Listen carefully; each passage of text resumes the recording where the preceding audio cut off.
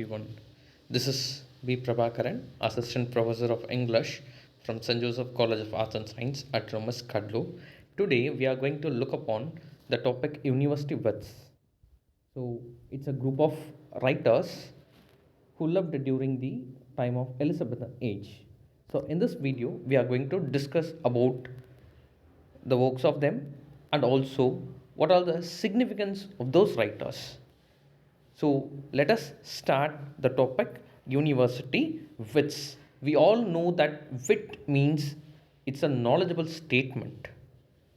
So here, these writers have been named as university wits by a critic called George Sainsbury, who clearly stated a group of 7 writers can be called as university wits. They are the precursors to Shakespeare also. So let us start with the term university wits. As we are seeing in the slide, the term university wits is applied to a group of scholars who flourished in the Elizabethan age under the influence of the Renaissance. So these writers have attained the course of college education and they attended the universities to gain a formal knowledge on different disciplines. So this shows why they have been named university wits. So now we are going to discuss about the first writer in this group, that is John Lyly or John Lilly. You can pronounce it in these two ways. So here in the slide you can view the 7 writers, that is John Lyly, George Peele, Robert Greene, Thomas Lodge, Thomas Nash, Christopher Marlowe, and finally here comes Thomas Kidd. So these writers are grouped as university wits. Kindly remember the names of these 7 writers. And the writer we are going to discuss for the first, it is John Lyly. So John Lyly was educated in King's School and also at Magdalen College at Oxford. His work, The Anatomy of Wit, was appeared in the year 1578. From this work, a distinctive term appeared, that is euphemism, which means telling things in a roundabout manner, telling things in circumlocution. The very well known example, that is passed away.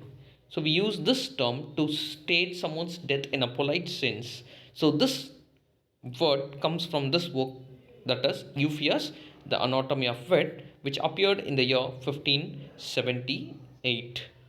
And then he also wrote a sequel to this book called Euphues and His England. And then other famous works are, that is Sappho and Fo, Alexander and Cambyses, Galatea and Midas. So these are all some works that are denoted to be important of John Lyly.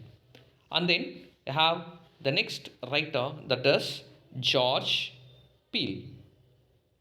So George Peele, as we know, he is a translator, poet, and a dramatist who was educated at Pembroke College.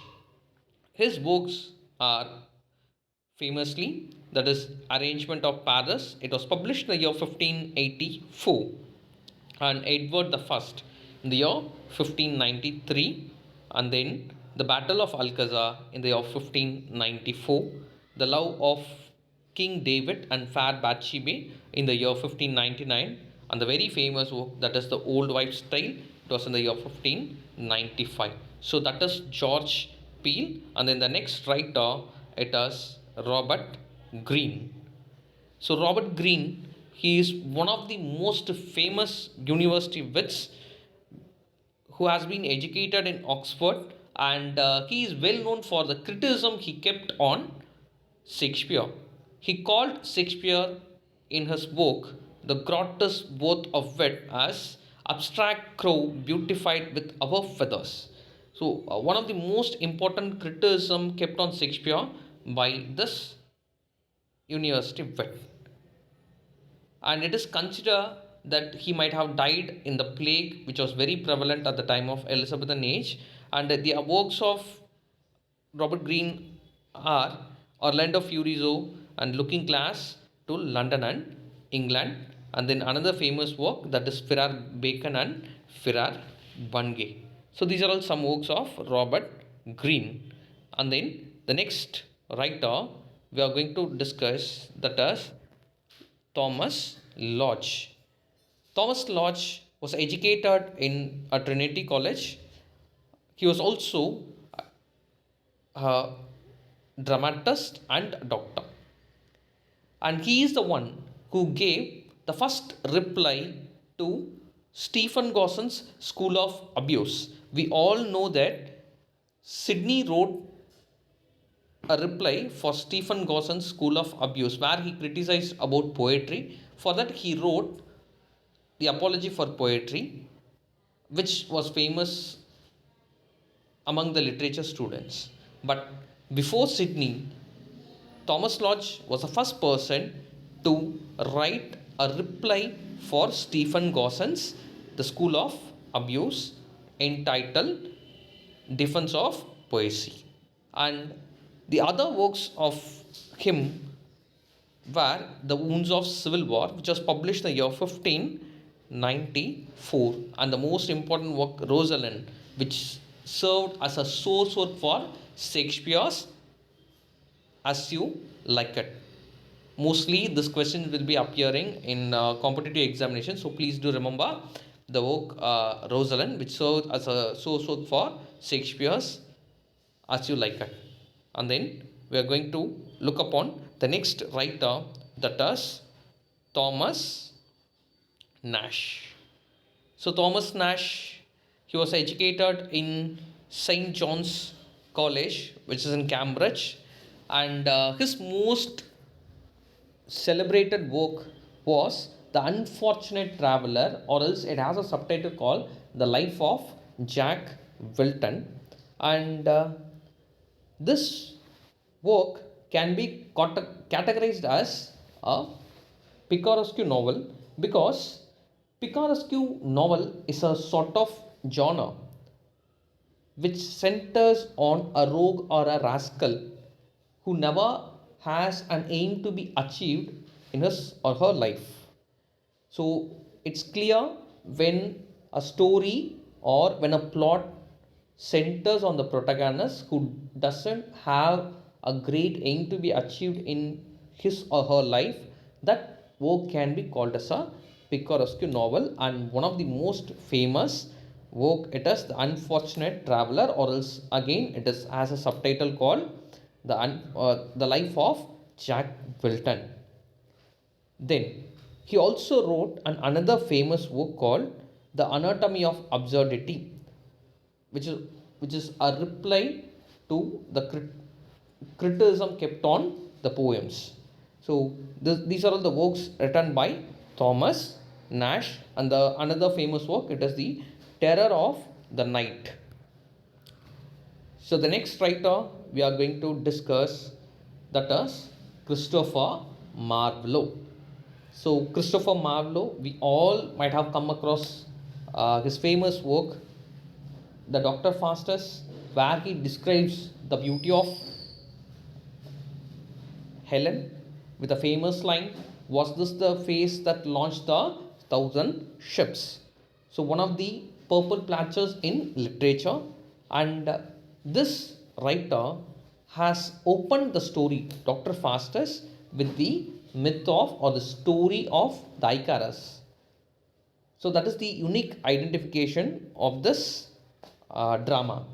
And he is a poet and a dramatist who hold an MA degree after so many of struggles. And he had a great influence on Shakespeare also. In order to show a tribute for Christopher Marlowe, Shakespeare mentioned him in the work As You Like It. And it is said that he died in a brawl. And his famous books are Tamburlaine the Great, The Jew of Malta, were the famous Machiavellian appears, that is Barnabas, and then he also penned another work called Edward II, which deals with the homosexual themes, and he also wrote a very famous poem called Hero and Leander, which can be categorized under the genre called Epyllion. So Marlowe is a person who clearly pitched all his thoughts in his paper, and which has a cutting edge to convey the message to the readers and also for the audience. So the next writer we are going to discuss, that is Thomas Kyd.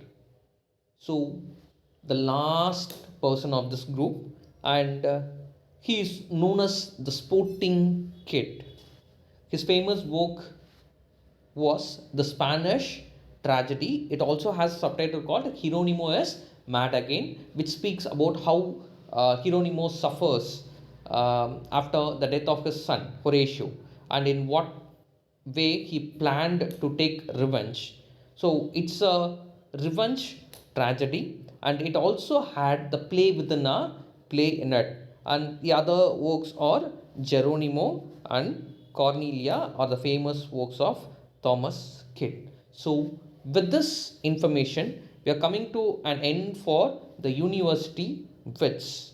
So every writer has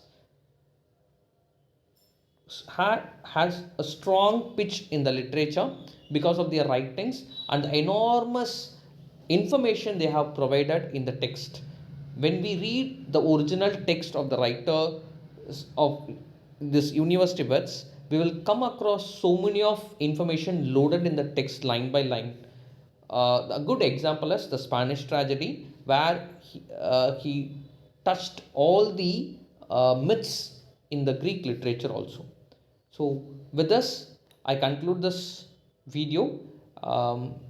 So, remember the writers and the works and its significance. Thank you, everyone.